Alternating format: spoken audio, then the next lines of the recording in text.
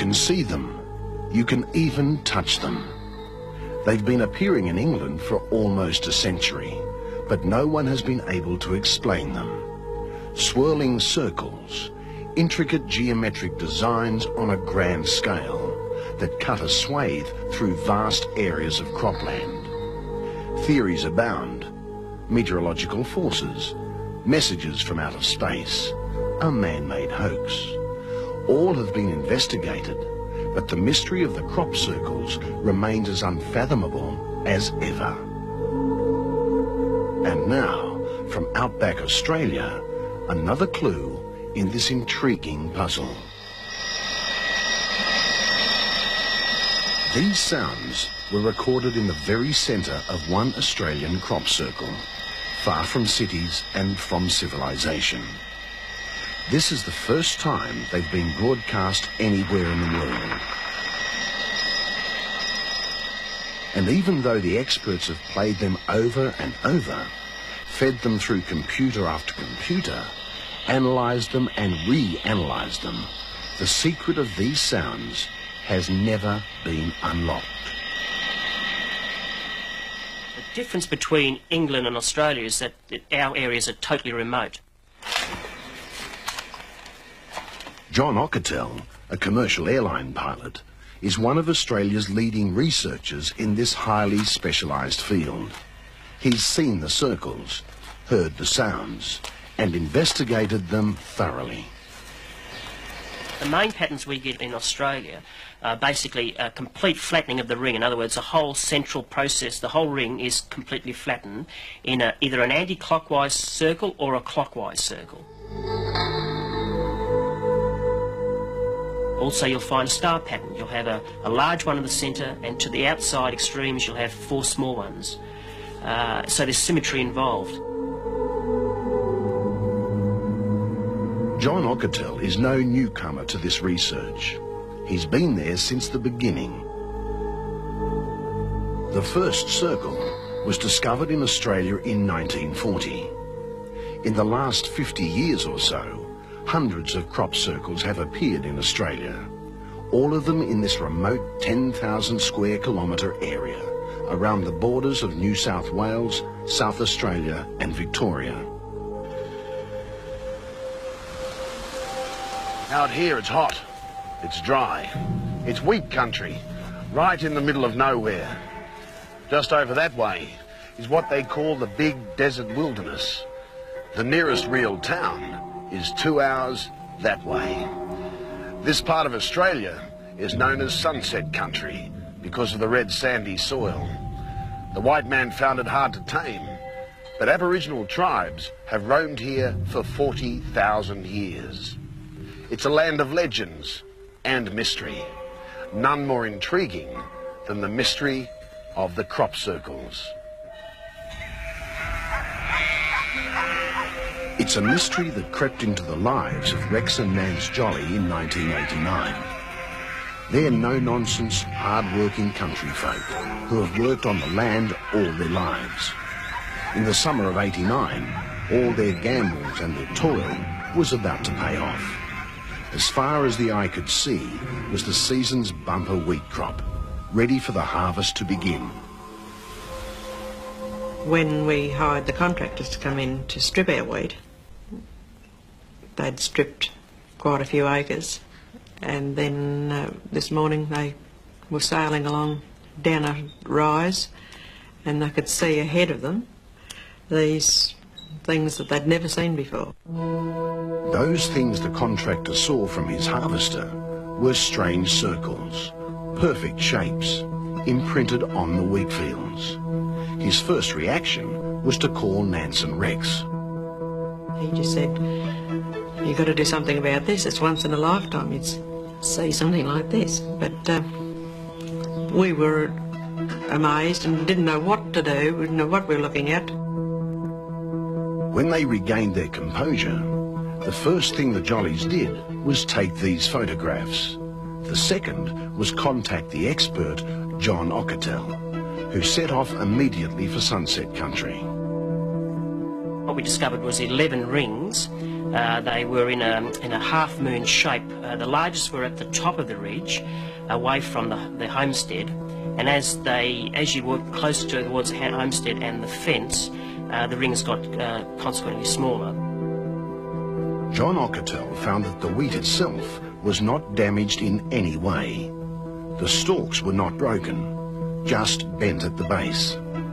Somehow, they'd been woven into an intricate pattern, something like a straw basket. As for the soil around the circles, it was sandy and soft as normal. But inside the circles, the soil was very different indeed. It was as hard as a rock. It was tough work taking soil samples. In fact, they had to use a crowbar to prise them free. The samples were sent off to Monash University in Melbourne for analysis. At first, the results did not look that promising. The soil was unusually high in iron oxide, but it didn't contain any strange elements. Then the researchers found a clue that sent them back to their computers for another look. What we found was there was very little bacterial life, which is very unusual in soil. In the ring section, in the normal soil, there's a lot of normal bacterial life. And there was more. The university computers revealed that there was an unexplained magnetic charge emanating from one corner of the farm, right where the circles had formed. Armed with this new information, John Ockertell headed back to the Jollies wheat field. He pinpointed the exact spot and began a new series of tests. What we found was a ring. It looks like a coiled snake with a bit of a head on it, and it was very magnetised to the extent where if you ran a normal compass, which is very unusual, over it, it would swing the compass needle. To this day, John Ockertell can't explain that magnetic charge. It, like the crop circles, remains a mystery. But there was to be one further piece of evidence that would prove even more mysterious. Another local farmer had noticed his sheep refused to go anywhere near one of the circles. And when he went to investigate, he heard a strange noise. A noise that literally made him sick. That farmer had the presence of mind to record the sound. What he captured on tape was this. The sound we played you earlier. We then got that tape and went ahead and analysed, and what they did, they scrubbed all the machine noises and the noises on the tape, and they discovered there's a frequency of 5.12 kilohertz. When John Ockertell studied the computer breakdown of the sound, there was another surprise, another discovery. The sound reminded him of one recorded by a BBC television crew while they were filming at the site of a crop circle in England. A BBC crew attached a radio microphone to Pat Delgado. As he walked in the circle, it picked up mysterious sounds. No, it's here.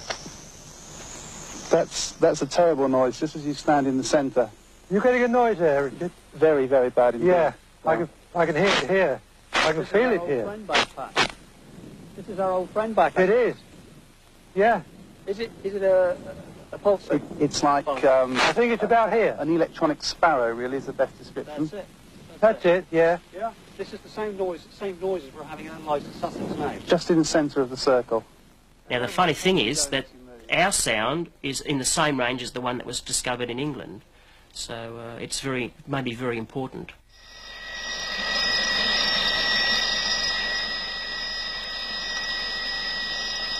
But there's more to the Sunset Country mystery than strange, unexplained noises and circles that appear out of nowhere.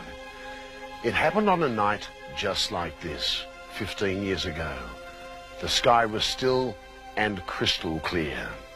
As usual, Eric Wilson and his two daughters were relaxing in front of the TV after a hard day's work in the farm.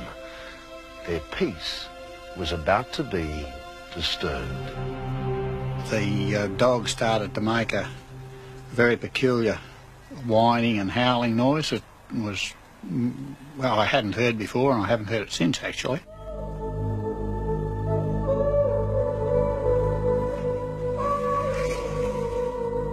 I came outside to investigate what the problem was and saw this light above, over the dam. Bill, come and look at this. Eric's daughter Jeanette recalls that this blinding light shone over the farm for a minute or two. We could see this object hovering in the sky with a flashing light on the top and a dome across the other side of the dam bank. Then, just as suddenly as the light and the object appeared, they simply disappeared. The Wilson family reported the sighting to the police, who did make some inquiries. It wasn't the first, nor the last such sighting in Sunset Country. So, is there a link between the lights and the circles? Some say it's just too much of a coincidence. There has to be a connection. But in the realms of science, there's no such speculation, even though most down-to-earth theories too have been discounted. They've said no to vortex wind drafts and whirlwinds because the wheat plants have not been damaged in any way. No to plasma balls and fireballs because there's no evidence of charring or burning. And no to animals because there have never been tracks leading to or from the circles. So, maybe there's only one way left to end the guessing game. We're hoping in the future, we've got equipment up there at the moment, and last year, for instance, we had equipment available where we were hoping to see one formed or see the process. Once we get to see the process occurring, then we may be able to put a theory to it. Until that day, one thing is a scientific certainty. Crop circles do exist. They have appeared in many countries: England, the United States, Canada, and Australia. The only problem is, we still don't know who or what is creating them.